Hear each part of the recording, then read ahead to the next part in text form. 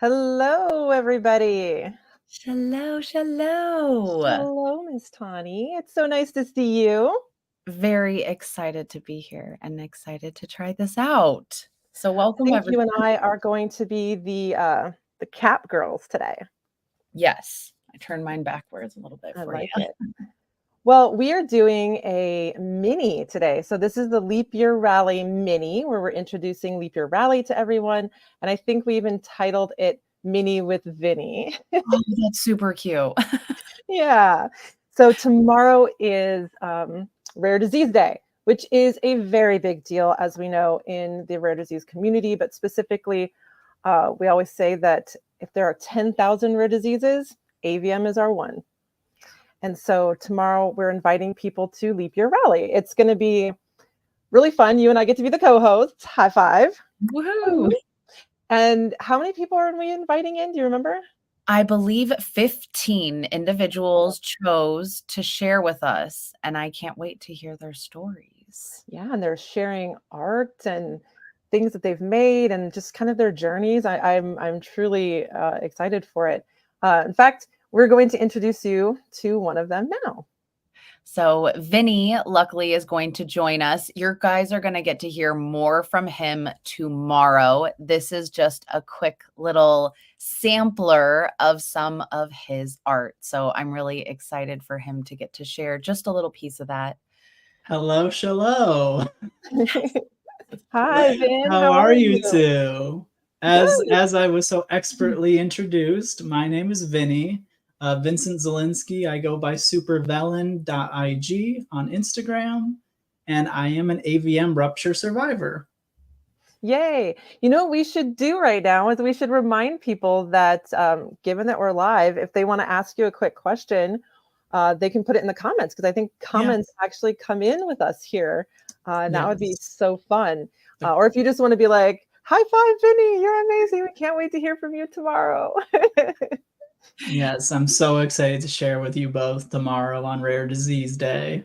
And if you're wondering what time tomorrow, it is 3 p.m. Pacific to 5 p.m. Pacific, and that is 6 Eastern to 8 Eastern. So tomorrow, Yes. come back, and that is on any platform. So I don't know where you guys are seeing us. In fact, if you want to comment down below, are you on YouTube? Are you on Facebook? Are you watching us on Instagram or even on the Twitter or the X or whatever? Right? Everyone always says Twitter, formerly known, or X, formerly known as Twitter, Yeah. right? And you're like, we're never going to give it up. You could Yeah. call Facebook Meta. You could like, we're stuck. Sorry, guys. Yeah, sorry. Whatever you chose first is what's sticking. And actually, I know we did not go to Instagram because both of you are. So thank you for doing that. Of So fun course. that our guests also get to do that. Like that's really fun.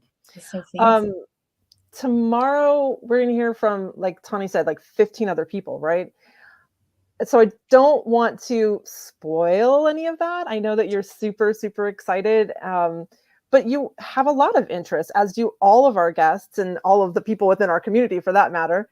Um, if you were to talk about one of the most influential and heartbound things that you're doing right now, what would it be? Well, for me, definitely, it would be reconnecting to art post aneurysm rupture. And because I'm so involved in TAAF and because this has been such a catalyst for me to get back into the art world, I have done a couple pieces for TAAF. So as you'll see on the left side, I painted in watercolor a brain, and I drew an approximation of an AVM using markers where the artery is in red, the vein is in blue, and the M is in purple because that's what they both mix into. And on the right is something that I did for Christmas over on my Instagram to kind of shed more awareness on AVMs and the process. So I've chosen to represent AVM, which, if you didn't know already, is arteriovenous malformation. So arteries and veins are connecting in a way that they're not supposed to. Again, I'm no doctor, but I've heard it a lot at this point.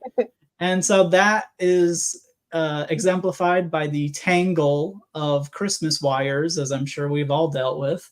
And this kind of tangling of high pressure arteries and low pressure veins can often lead to, as you guessed, pressure differences, which can lead to aneurysms, which are little bulges, which can rupture, as happened in my case and many others in our community. So I've displayed that as a giant light bulb that is spilling out onto the page. I And absolutely love it's the visual. really, I was going to say, it's such a great visual. And oftentimes people forget to to recognize that our AVM survivors and the people in the AVM community often do have these secondary aneurysms, and they can be the things that actually cause them the most trouble. So I'm really grateful that you and I do believe we have another guest tomorrow who's going to be talking about that correlation. But it's great to see it here, even in your art. Can you tell us how do you make these? Like, can you go through the process kind of just in general? I am not particularly artistic myself. I love looking at it. I enjoy art, but I'm not necessarily great at it. And so it's always interesting to figure out, like, how did you do it? Yeah, absolutely. So I started art at a very early age. I've always been inclined artistically. I used to sit in front of the TV and with my little notebook and sketch some of the cartoon characters that I would be watching and make my own little doodles and comics. But I gave that up around college just because I was nervous about pursuing it as a career. I, one, wasn't sure if I could make it in the field. It's a very competitive field. And two, I didn't want to ruin it for myself because attaching deadlines to my art always kind of took some of the fun away from it. So I chose to pursue something else after college. And so it's been a journey to kind of reclaim art as a hobby. But this in particular is done in watercolor, which I have only recently begun experimenting with. So it has been a huge learning curve. But essentially what I've done is I've looked up pictures of brains, and I'll have my little phone next to my canvas or my watercolor paper, and I'll do a rough sketch of the general shapes, and then I get in there with the brushes. I start mixing up a nice pink, and in the case of the Christmas one, a nice green. I lay in the big shapes, and then I go in with either a marker or a very fine liner to do the smaller wires or veins in the case Is it of the other harder, painting. Vinny, when you have a deficit, or when perhaps you're trying to concentrate in a different way? Like, what about the art is challenging from a physical standpoint? Because I know that the challenging from the mental part is actually something you really love. So are there Right. ups and downs? Like, how is the Yeah, art affecting you when you're doing it? definitely there are ups and downs. So I do enter kind of a flow state when I'm doing the art. And that's actually very nice. It takes my normally very noisy brain that's always thinking about stuff. And when I'm doing the art, it just all fades away and I'm able to just paint because I'm only focused on what I'm doing in that moment. But I have noticed that because I have a left visual field cut, sometimes I'm either knocking over my water cup or I'm pushing some paint off the canvas, or even my drawing just isn't centered in the middle of the canvas. So that's something I need to take extra time and care for that I wasn't initially anticipating with my deficits. But I'm looking left, I'm scanning, I'm doing all the things my OTs have told me to do. So it is doable. And then do you also, with your stamina, like I notice certain things for me. So for your art, is it like also good because it's something you can do for a little bit and like it's a brain exercise and a relaxing, but also, do you find yourself taking more breaks? Like I know for me, I have to take more breaks and do things in spurts. So like I said, I do enter that kind of flow state. And when I start creating, I really easily lose track of time. And the fatigue doesn't hit me until I'm done. Oh, wow. So even though, yes, my stamina has been affected, it doesn't hit me until the end. When I'm finally done and I step back, I'm like, whoa, I did way too much. I need to go lay down for like a couple hours now. But when I'm there, I'm there and I'm in it.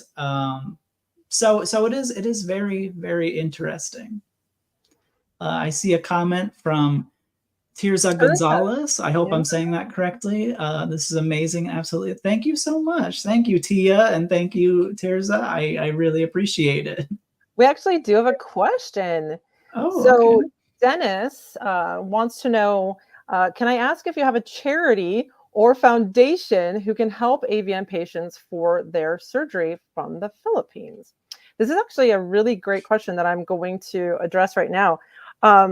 You know, one of the things that TAAF had to decide, one of the many things, because yes, Dennis, that is what we do in the sense of we are a nonprofit organization here in the United States.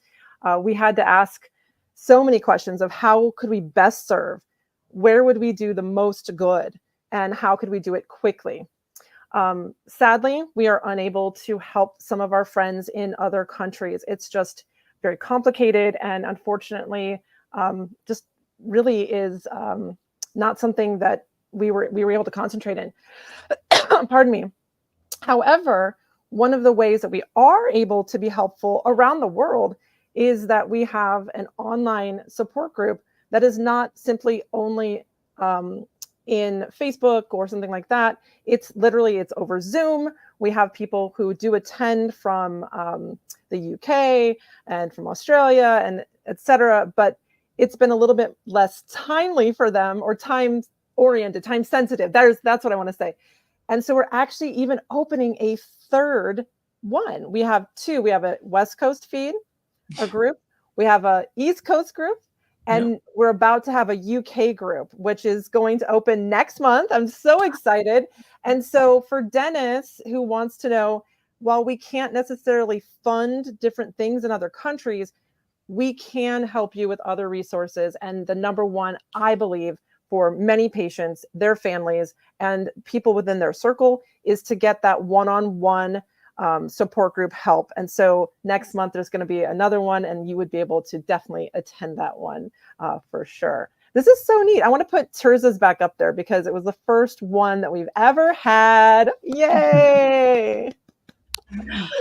Thank you. Thank you. So exciting. And we're going to be doing this tomorrow. You're going to get to actually hear from Vinny, everything. There's a lot of other guests, and we would also love you guys to come, and you can comment, you can ask questions, you can share your stories. And again, tomorrow it's at 3 p.m. to 5 p.m. Pacific. And if you're on the East Coast, that's 6 to 8. And we will be on Facebook, YouTube, Twitter. Right? Did I miss one? Instagram? Oh, Instagram. The one that I'm on. Instagram. Yeah, the one that we're all on the most. I like that if you follow Tawnie, and you totally should, you should follow Tawnie, you should follow Vinny, you should definitely follow TAAF too. Yeah. What I was going to say is, if you do follow her, she says all the time, I'm on all the socials. And I love that because it's the best, like, little short way, like a little clipped way to just say, if you're out there, I'm on it. So go find me. And I think that's so fun. So tomorrow, she's right. All those times, Leap Year Rally. It's in support of Rare Disease Day. We're going to have 15 other guests. It's going to be just an amazing way for them to share their stories. But again, as we're doing it, we want you to comment. We want you to share it. We want you to bring in your own stories. And we want you to leap, right? We want you to take the leap with us. Share things throughout the day on, because we'll have other items available for you. Tawnie helped us make this really lovely video for how to make a reel. We're going to help you contact and tell your local like congressional officials to pay attention to rare diseases. And we're just going to have a great deal of fun. So we look forward to seeing everybody tomorrow. Yes. You come by so tomorrow. Excited Yay, to see you both tomorrow, to see all of you tomorrow. And even if you're not ready to share, you can come and just listen. It's been so impactful for me, especially sometimes I don't have the words. It was hearing from others like, oh my gosh, thank you. Mom, listen to that. Yeah, so maybe bring important. your caretaker friend. If you're watching right now, I'm also going to tell you, guess what? If you're watching, you probably support one of us. That means you're a supporter. You're one of my caretakers. You're one of my friends. So we would love you to come by. Yes. The thing that drew me to TAAF instantly was the fact that I actually finally felt represented. And so if you or anyone you know have been affected by this or similar diseases, I encourage you, share it with them, come support. It is amazing how much impact it has to those of us who suffer to hear from others in this community. I wish I had like a little mic drop, like a little thing that I could just be like, and that, my friends, is why you come tomorrow. Okay. One of the things that Tawnie has taught me is to know when to stop. And that's it. We love you guys. See you soon. All right. We love you. See you tomorrow. See you tomorrow, everybody. Thank you.